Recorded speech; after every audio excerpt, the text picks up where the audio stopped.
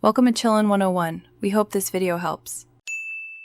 You start by checking prerequisites and taking the first actionable steps.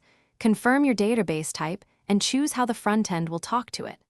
Once chosen, create environment variables and store credentials securely so you won't hard-code secrets. Make sure to scaffold a minimal API or enable a secure client SDK now.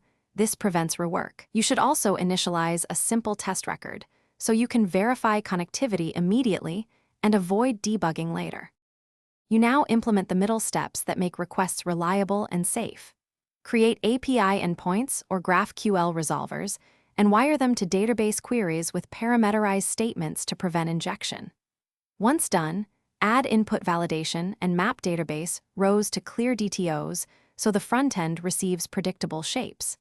Make sure to include authentication and authorization logic like JWT or session checks. Because secure access controls avoid accidental data leaks, you finish by wiring the front end to the API or SDK and testing full flows.